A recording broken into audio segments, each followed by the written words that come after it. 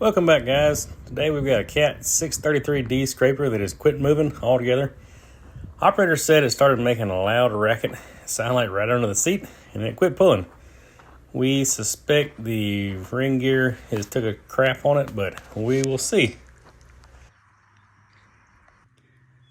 Alright, so here's what we got, guys. I started off, pulled this planetary cover and pulled the center gear out. It looked fine. The oil's a little rusty, but besides that, it's all right. What I wanted to do was see if I could spin this, and this is just kind of rudimentary pair of filter pliers.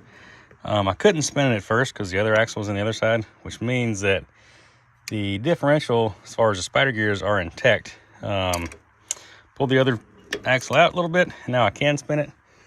So it tells me we need to go look at the ring gear and pinion next and see if we've got a busted tooth on a ring gear or something like that. All right, on this other side, I have one little issue I see. I've got a chipped tooth, but so far, none of my other planetary gears look bad, but I've got to spin them to see. So that is an issue, but that's not our main issue today. Well, guys, I found the smoking gun. Let me see if I can get y'all in here. So inside that hole is the differential, like the ring gear and pinion. And I don't know if y'all can see that, but that is the carrier bearing for the differential, and the fact that we can see the rollers in that bearing tells me something really bad has happened. So I don't know if that housing's busted or if the carrier exploded. It's got spider gears in it. Either way, something is big time broken there. So now we've got to pull the differential out. And in order to get the differential out, you've got to pull the transmission. Basically, this all is the transmission. You got your hydraulic pumps up there. It uncouples in here. There's like 2 layers there. I've got to get it all cleaned up. There's 2 layers, and the inner layer is the differential. So we've got to get some oil out of it and get ready to snatch it out.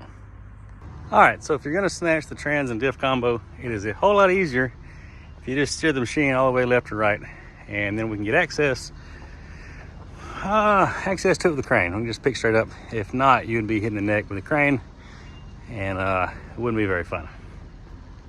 This is actually the second scraper this week I've been working on. Had a transmission out of one yesterday. The spider gears and differential actually locked up, so they couldn't steer it because it acted like the diff lock was locked all the time. The tires were real stiff. So pulled it out. We had another parts machine here with a good diff in it. We robbed the diff out. I didn't record that because we're really trying to get one up and going, and really like work for me trumps my YouTube. If I got time to YouTube, I'll YouTube, but if not, hey, I gotta get them going. So today I got the one going, and I've got a little, not sitting a lot more time on my hands, but I can maybe make a video for you guys.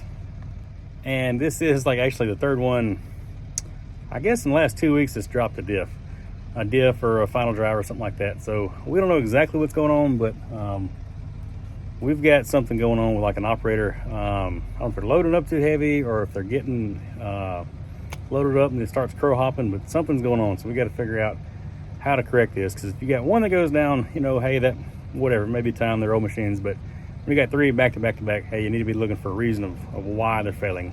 All right, we've got to drain the hydraulic oil, the transmission oil, and the diff oil. We've got a lot of oil to get out of here. Hydraulic oil drains out of the bottom of the tank up front, and then trans oil and diff oil both drain from those. There's 2 plugs under there. There's like a front and rear section. I'll show you that later. And then there's one more plug under here for the transmission case.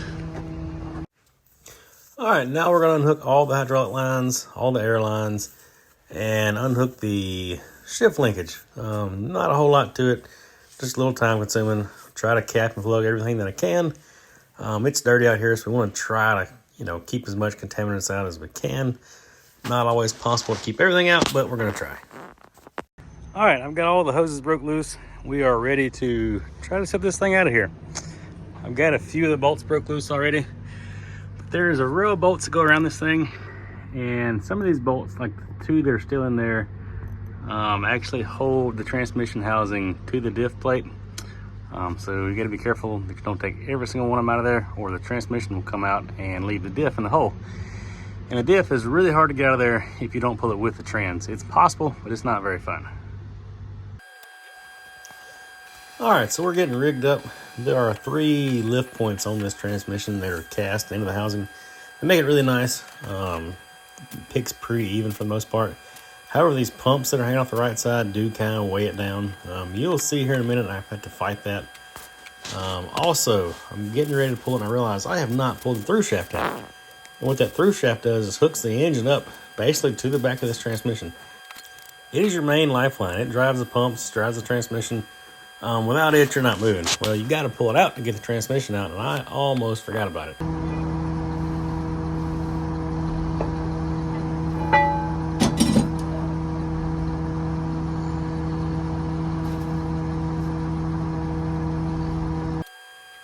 That's actually not the first time I forgot to pull one of those shafts. It's just a lot easier to do before the transmission's hanging in the air loose.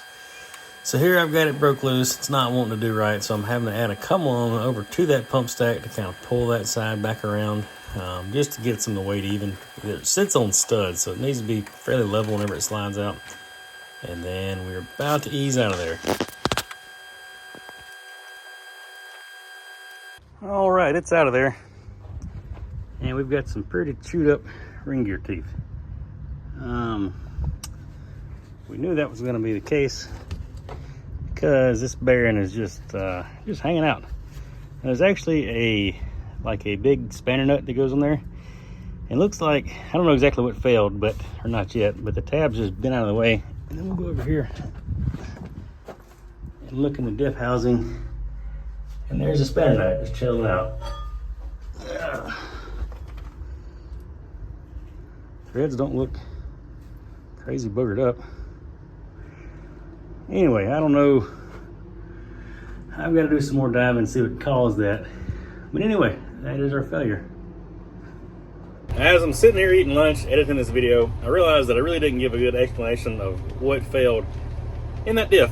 That spanner nut that had the threads on it that looked okay, the threads were a little chewed up or a little shaved down, and then the receiving threads in that differential were a little damaged. Almost like it just popped out all at once. My guess is that maybe that thing got the crow hopping and then something had to give and it just pushed that adjuster nut out the end, because that would be the ring gear's binding up, the pinion's binding up against the ring gear and it's trying to push it out. That little nut's going to take the brunt of it. So that's what makes sense to me, and that's an older scraper. Out of the 3 we messed with, that one still had the lock wire that held like the lighter nuts inside the differential, and the new ones, they did away with that lock wire. So it tells me that is one of the older differential sets that still have the lock wire on it. So I'm sure the old threads have been, beat on for years and years and years, and they finally gave up. So anyway, I just wanted to throw that out there because I didn't explain that very well in the video. So while we're here, I'll explain this to you guys real quick. Transmission, there's an O-ring right here that divides the 2 cavities inside that case, and this is the diff half. And this is still transmission oil. So when you come over here, you've got 2 dipsticks, or 2, not dipsticks, but fill holes with sight glasses. There's actually a tube that goes from that fill into the diff housing. So those are pretty easy to mix up. I've seen guys put diff hole in a transmission and vice versa a few times before. But anyway, so this housing will have trans oil and that housing will have diff oil. I'm not real sure why this thing's so rusty. I think they got some water in there and it's just condensated and caused this housing to rust. Anyway, we're gonna put fresh oil in it this time, so it'll help. All right, here's a few teeth that I dug out of the diff housing back there. I believe that's gonna be either ring gear or pinion teeth for sure, but they're pretty chewed up. I think what we may try to do is we've got another diff over there that the spider gear is locked up in it. I'm sure they busted and something's hung in there, but we may try to take, well, that one's got a busted housing too. So we may try to take this housing and put that ring gear and pinion in here and see if we can salvage this carrier. I don't know, we've got to get both of them straight apart and see what's what. All right, next we're going to separate the diff from the transmission. There's a few bolts that hold the transmission to the diff. We're going to take those out, and then somewhere in here there's some forcing bolt holes where we can use a forcing bolt to split that case, and then it should just slide right off. Well, there it is. I kind of skipped a step, but we got her out. Gonna load it in the back of the truck and go to the shop with it. All right, this is the differential. It's got a good ring gear and pinion, but the spider gears are busted, or something's locked up in there. I think there's a tooth of the gear busted off of it and something wedged up. We're gonna tear it apart and see. This housing is cracked. We didn't know it till we got it out. It looks like it actually been repaired one time. You can kind of see a different shade there where they may have welded it back up. But anyway, so the housing's bad, but maybe we can salvage a ring gear and pinion and possibly a carrier out of this group. So we're gonna try that. And we are in their shop, and it's a tall rascal. Thank goodness, because I'm gonna be kind of tight. Well, not tight, but I'm gonna be able to get that differential line of the back of the truck. And this is kind of why we're in a crunch, because this is like this is one of 4 633s they've got. I believe they got 4 of them. Anyway, this one's down. It's been down for a little while, and then the other 3 went down like the last few days. So we're trying to get something back up. All right, we got it stood up. We're going to take the brackets off. Somehow that got bent in the process. Not real sure how. Anyway, I've got to take the bracket off, pull the caps off of it, and then we're going to get it out of there and separate the carrier and see if our ring gears are in usable shape. All right, the carrier is out. If you guys will look, you will see this tie wire I was talking about that holds the carrier together. That is an old school technology there. All right, spider gears look pretty decent. The gears are all in great shape. The bearings, however, are just tired. Got a little slop in them. They're not failing per se, they're just wore out.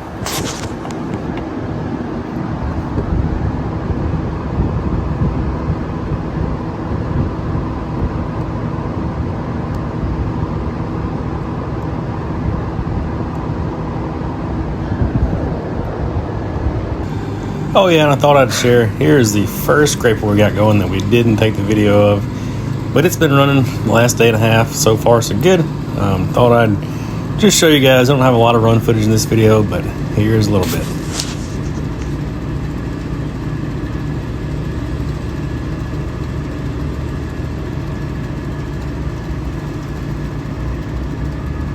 All right, so here's what we did. We basically took 2 sets of spider gears and carriers and made one.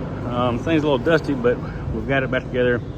The carrier that had the busted spider gear actually had really good bearings in it, and 3 out of the 4 gears, the spider gears were bad. So we basically took both and used the best parts of both and made one solid unit. We've got to go back and torque this carrier back together, but first we're going to move the pinions around. This is the good ring gear and pinion unit with the busted housing, so we're going to put it in this housing. I've already got the pinion snatched out of here. It was in pretty terrible shape. It's all covered in dust, but as you can see, it was real chewed up. So anyway, we're basically taking 2 and making 1. And to get this pinion out, we've got to pull these bolts around that cover, and there's actually shims behind there that says preload on that pinion bearing, so we just got to snatch all that out of there. Cover comes off, and then the pinion just falls right out of there. And you can see the shims. Anyway, simple as that. All right, we got the new pinion in the old housing. All right, the book says we need between 9 and 19 thousandths of backlash. So we've got the dial indicator set up, and we're pretty close. We're not perfect, we're pretty close. And there you have it. A new rebuilt used part differential is ready to go back in the hole. I'll get her loaded up and head back out to the machine. So I also want to say that in this video, we are swapping a lot of parts. We're pulling old parts from machines. If you're going to run old scrapers, that is the name of the game. It's not a money thing for this customer. They're not tightwads, but they've actually purchased like 2 machines just for parts. These old scrapers are hard to get parts for. And then if you take into account if you've got to order it and you're down a few more days waiting for it. So if you got a spare machine, especially these hard parts, shaft gears, that kind of stuff, you can save a lot of money buying a parts machine. We'll rob parts off that and get the other one back up and going. And I'm going to go out on a limb and say these scrapers are probably late 70s, early 80s, mid 80s. They're pretty old machines. So if you want to keep them running, you've got to do a little parts robbing. It's just the name of the game, these old machines. All right, we got the diff stuck back on the trans. We are getting ready to clean the housing out real good and put everything back together. We're gonna get in here and scrape all this old rust out. Been using that piece of cardboard to kind of wipe all that stuff into the hole. And we'll get it as cleaned up as we can before we put it all back together. All right, we got our stab back in there. Got a few more hoses to hook up, but it's 5 o'clock. We're gonna call it a day and come back and try it again tomorrow. All right, I didn't record a whole lot of that. Reason being, I had some help out here with me. And usually if I've got help, we're gonna get it done, you know. I'm not gonna waste their time trying to record a video, and for you guys, I apologize about that. But like I said, work trumps YouTube, so we're gonna get this machine going. And we've got some more to do. We've got one more scraper down. We've got to pull the wheel off, like a final drive is busted. Final drive and the wheel is all one piece in this deal. So we've got some more scraper videos coming for you guys, so hang tight. All right, we've got all the hoses hooked back up. We are getting ready to put oil back in it. They're going to get oil while they are. I'm gonna put the shafts back in, but this one, the splines out here are really sharp. I almost think it may have been trying to strip inside the spider gear on the old diff. So we've got another shaft we're gonna stick in there today. We've got a few parts laying around. This one's kind of nasty, but we're gonna get it cleaned up and get it stuck in there because it's in a whole lot better shape than what come out of here. All right, so I did a pretty poor job explaining the video, but we got that one done. The workers work for the company. They come and they put oil in it. They usually do that kind of stuff for me. They take the old oil off, they put the oil in there. They help out a lot. Really appreciate those guys. Anyway, they got it filled up with oil, and while they were finishing that, I jumped over on the third machine.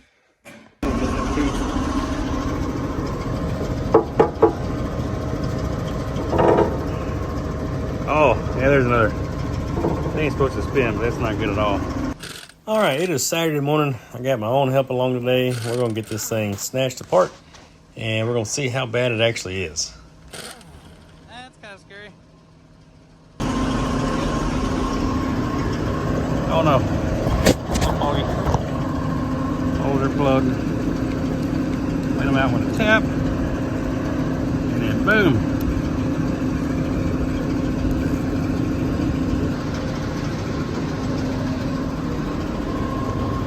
That'll do it.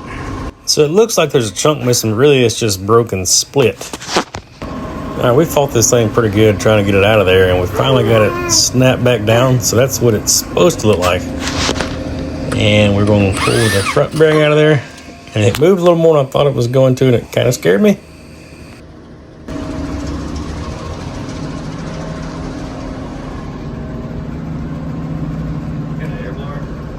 Yeah, somewhere over there. Yeah, that'll tore some bearings up. All right, we had to cut the bearings out. We didn't want to spatter up the windshield on the skid steer. Got the old bearings cut out. We got the new bearings knocked back in there. We stuck them in a freezer, had a deep freeze on site. We stuck them in there for, I don't know, about an hour. They hammered in good. We're about to come back and we're gonna buff this surface up a little bit. There's a little bit of, I don't really know what to call it. A little bit of pitting right there. So we're gonna get that cleaned up.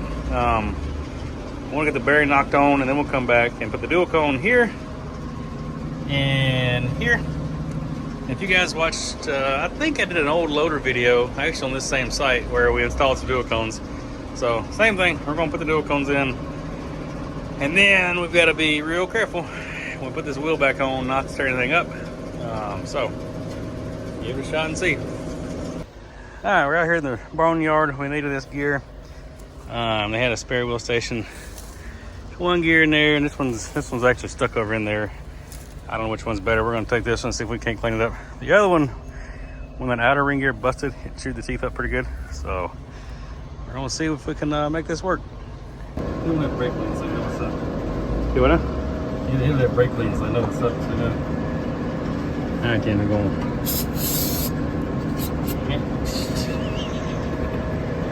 All right, one dual cone in. I gotta do this dual cone. If you guys didn't notice, little brother Jonathan's out here helping me today. He snuckered me into going and getting a boat last night.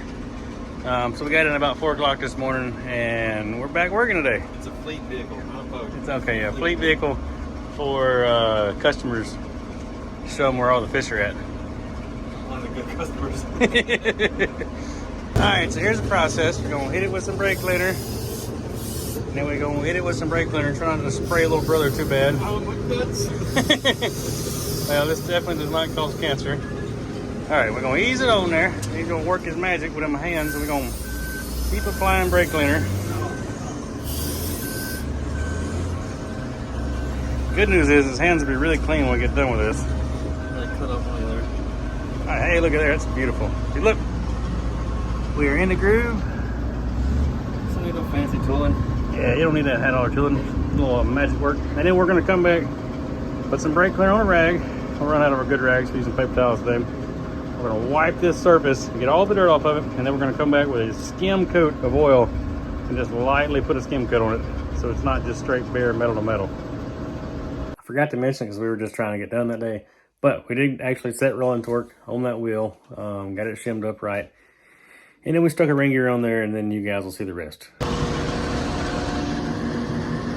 right, we gotta see if we can pry this thing up in there. Get her splined on in. Got a ring gear stuck back in there. Our planetary cleaned up, lubed up, flying. I'll have to edit that out. All right, I almost forgot to say, on this wheel station repair, we robbed the ring gear and the planetary set out of another parts machine. We robbed that back plate out of the boneyard that you guys saw. And we did this because the parts machine already had a trans and diff and engine robbed out of it. So it's just a skeleton. Anyway, I didn't put that in there, and it almost looked like we stuck the old junk back in there. But I just wanted to make mention of that. Got her stabbed. I'm gonna get the shaft cleaned up. I'm gonna slid back in there. And we'll put oil in it. Well, somebody put oil in it. It's recording, just hold it. Like that. Here's some of the boneyard. Some of these are still in commission, and some of these are parts machines.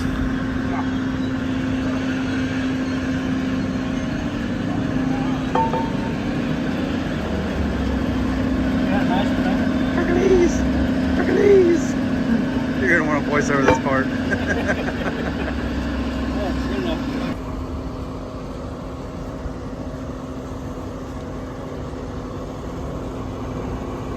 Adios.